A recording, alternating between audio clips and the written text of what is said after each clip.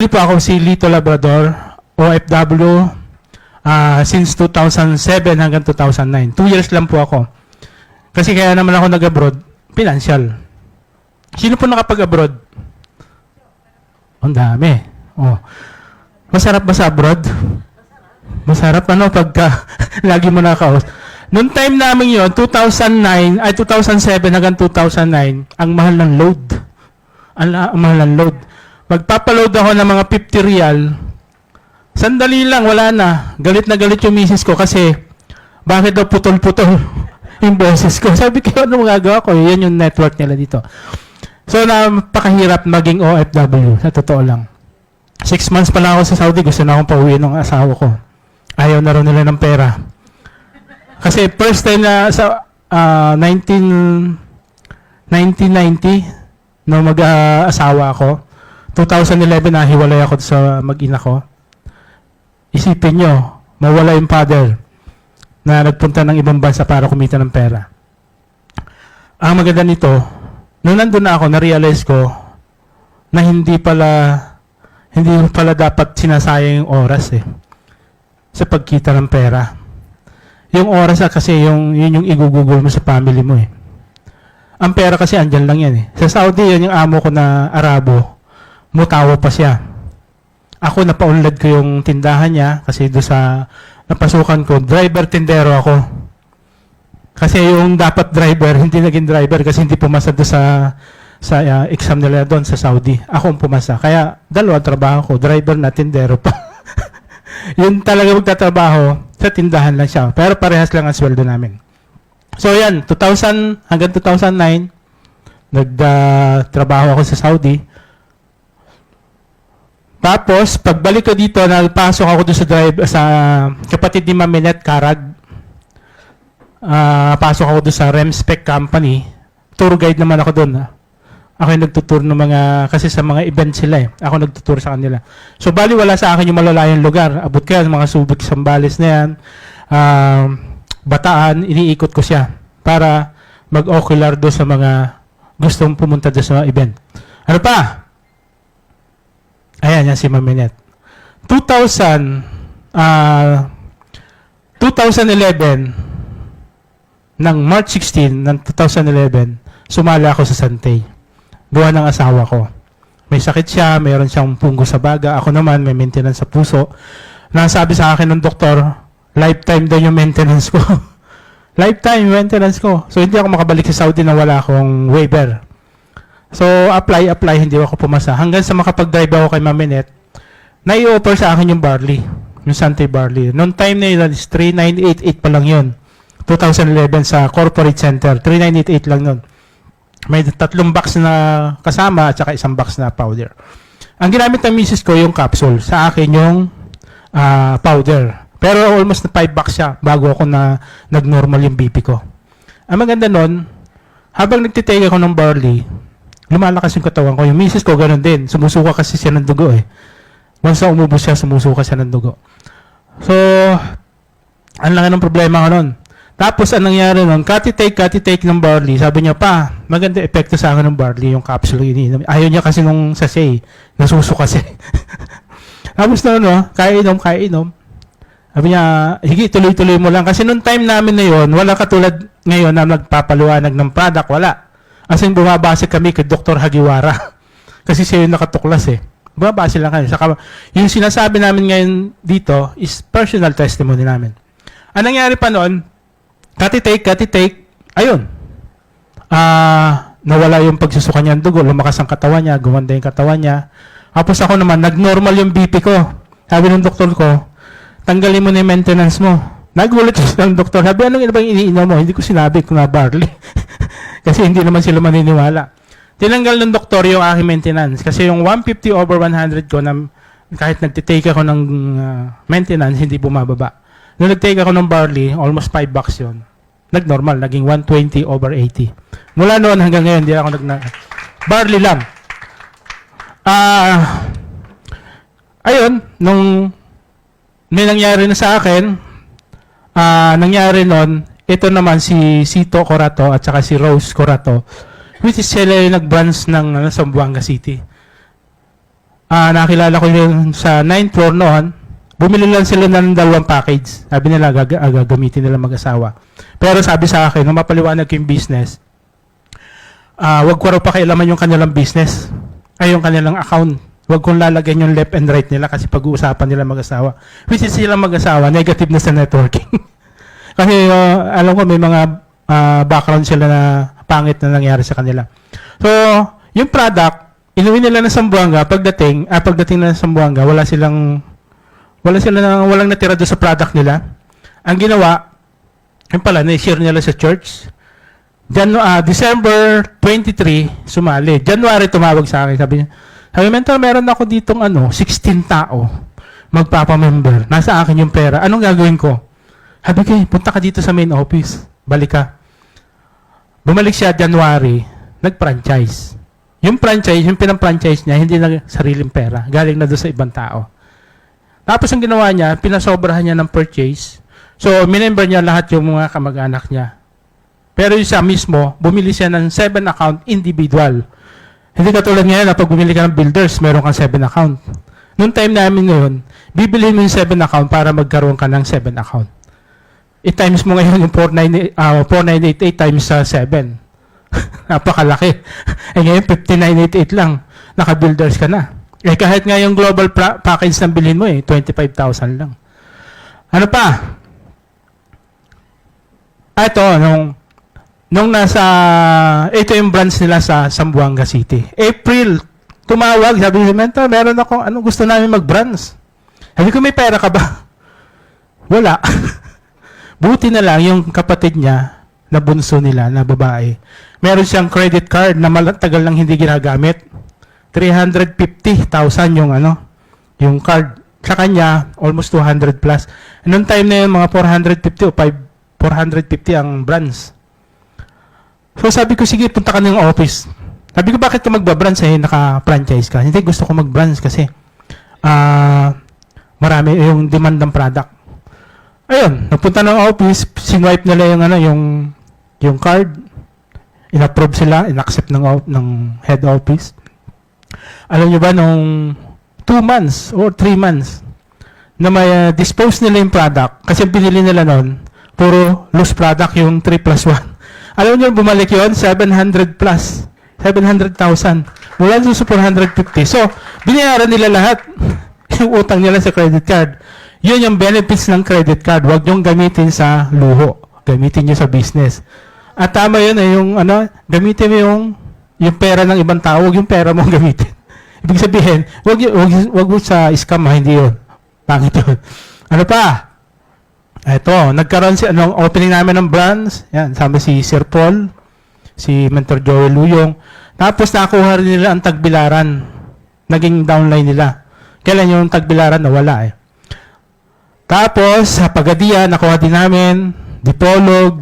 Ganon kabilis yung takbo ng business Kasi ang ganda ng product Kasi ang maganda kasi noon, kung sa Bible natin, 37 times na mention, sa Quran ng Muslim, libo-libo.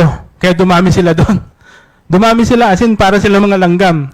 Ang group ko doon sa Zamboanga ngayon, nasa 22,000 22,000 sila. Alam nyo, wala akong wala akong spillover o solo nila yon. Hanggang ngayon, nagdadagdag sila. Kaya nga sabi nung branch operator doon, si Sito, sabi niya, mentor, dito lang ako mag-focus sa Zamboanga, ang laki ng market ko. At hindi siya nagkamali hanggang ngayon. At nagulat ako, sobrang laki ng pinagawang bahay. Hindi pa tapos. Anong ibig sabihin? Walang upline dito. Siya, ang laki ng bahay niya, may sariling sasakyan, nagpagawa pa siya ng bahay dito sa Quezon City, Diliman, sa may UP, 3-story, katas ng barley. Walang utang. Grabe. Ano pa? Ayan. Di ba yung amo kong Arabo kanina? Napapunta ko siya dito sa head office. Yan yung magic ng barley. Last month, nag-order sa akin. Kala ko ang tagal-tagal na. Kasi ayaw nila ng networking ng Saudi. Ayaw nila. Kasi mutawa pa siya. Ayaw niya. Kasi siya yung magbabranch Ayaw kasi niya.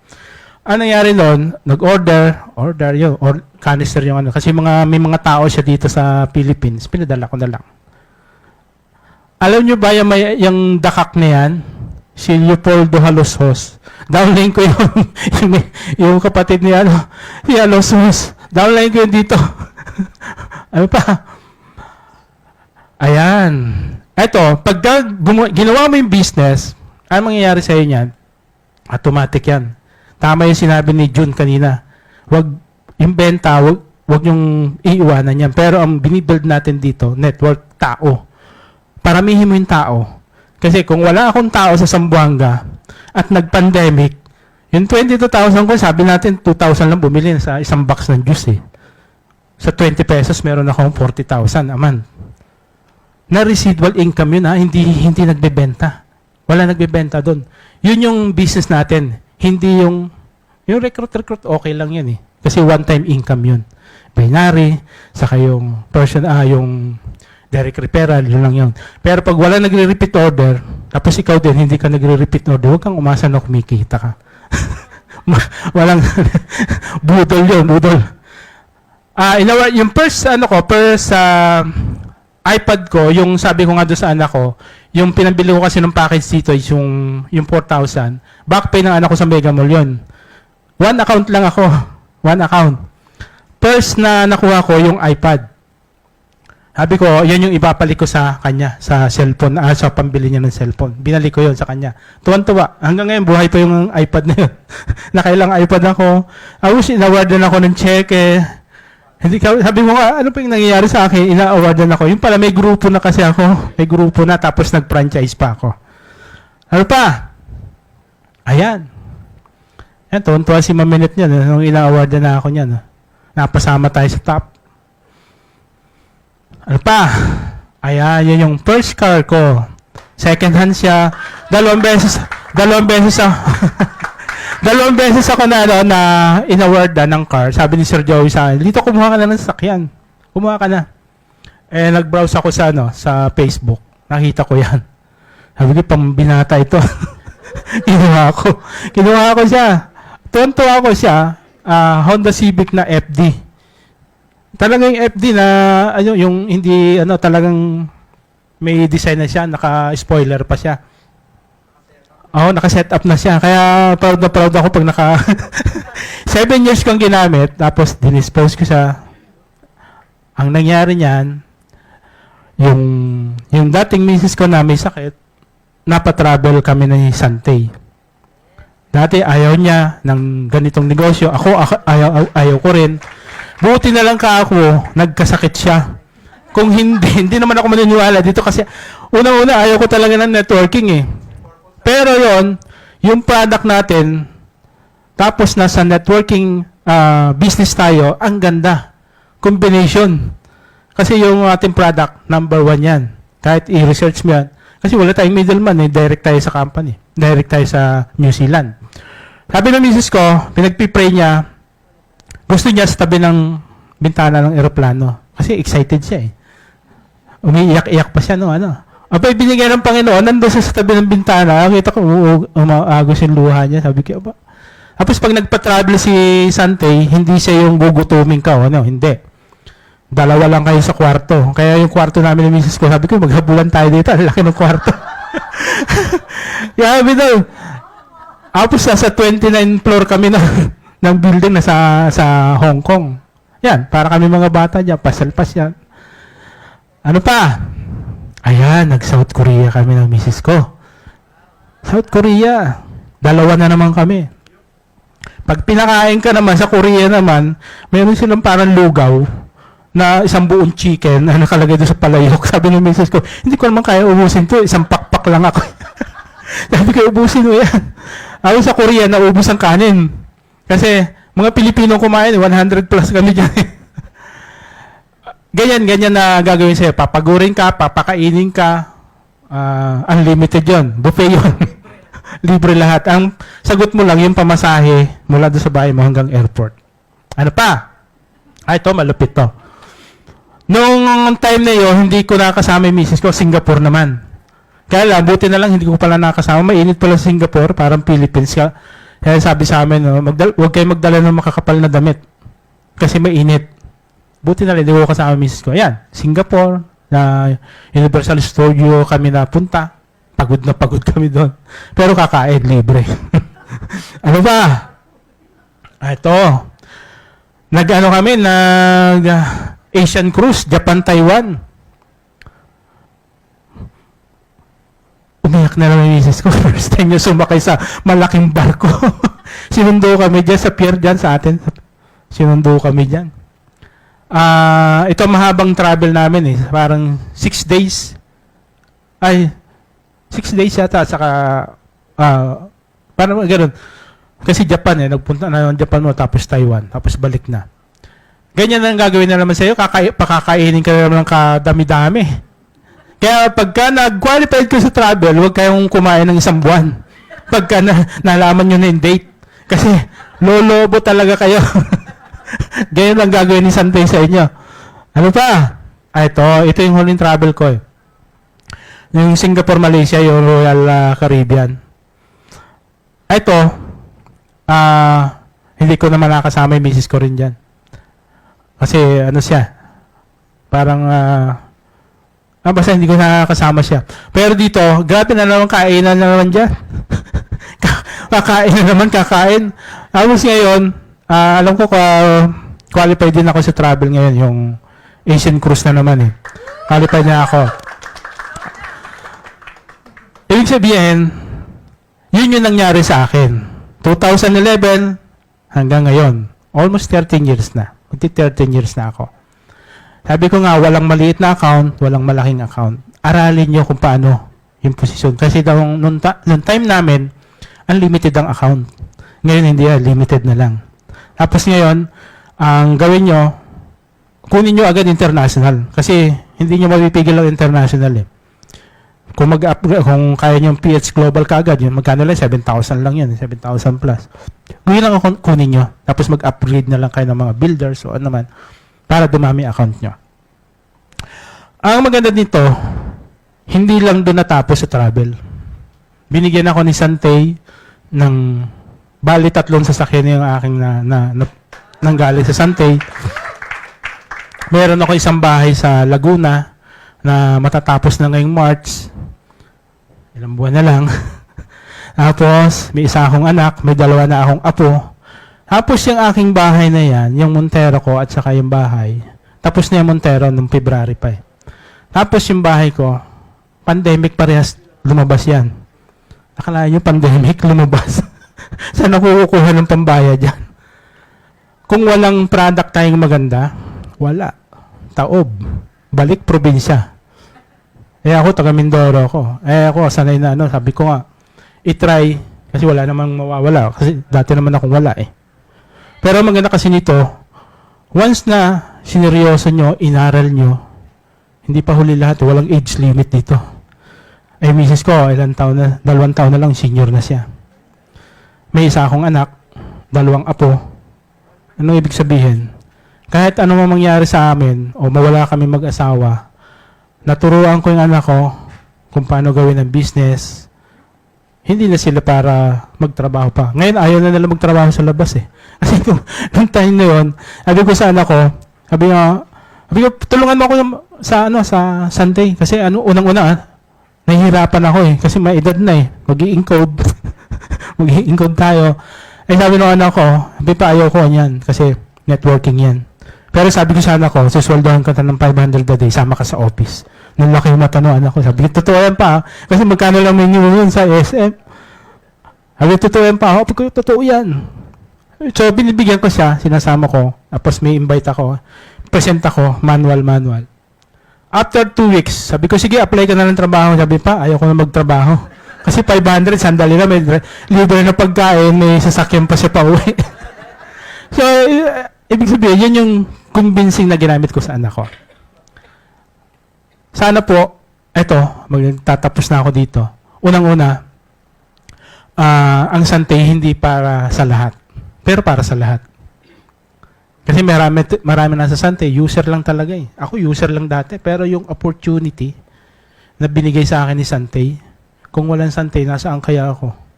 Malamang Mindoro ako, baka naguhukay ako ng mga bato-bato dun sa Mindoro kasi malapit ako sa dagat eh. Naninisid sa dagat. Ganun ang buhay ko sana. Yung asawa ko baka butot balat na yon. Eh ngayon, tuwan-tuwa siya. Sabi ko, at least yun, dumaming kamag-anak ko. Pati kaklase ko, kinilala ako ngayon. Dati nangungudigo lang ako sa kanila eh. Sila yung mga nasa abroad ngayon. Sabi, mate. Sabi ko, oh mate, kamusta? Sabi, asensado si Mr. Barley ka na pala ngayon. Sabi ko, oo, tagal na, 2011 pa. Pero andun sila nagtatrabaho. Ngayon, mga may sakit sila. Naalala nila ako. O-order sila. Yun siya. So, ano ang point ko? Gawin niyo po si Santay, 3 to 5 years. Wala pong magic dito. Pag inaral niyo yung business, aralin niyo yung sistema. Kasi, wala eh. Sabi nga ni Sir Joey, andyan yung armas. Aaralin mo siya kung paano kalabitin. Kasi marami tayong arma. May kanyon. Hindi mo pala alam kung paano paputukin yun. Binigyan ka ng Armalite, hindi mo rin alam kung paano linisin o ano mo. Ganon din po si Santay. Ang ginawa ni Santay, online at saka ganito, binigay na sa atin, libre. Naka-aircon ka pa. May gwapo ka pang mga speaker. Ano yung sabihin? Yun lang po at sana po, pagtulong-tulungan natin si Santay. Yan mo, ilan lang tayo dito. Ilan lang tayo dito. Huwag kayong madala ng ibang Kasi ito, subok na. Saan ka doon pipermiso? Sa subok na o doon sa susubukan pa lang? Susubok na, siyempre. At ako, living testimony ako. Walang malaking account at maliit na account kung hindi mo tatrabahuhin. Aralin mo at sigurado ako magkakaroon ka ng resulta dito. Yes, yun lang po at maraming salamat po. I'm Lito Labrador, Yellow Diamond, Team Braveheart. God bless po. Yeah.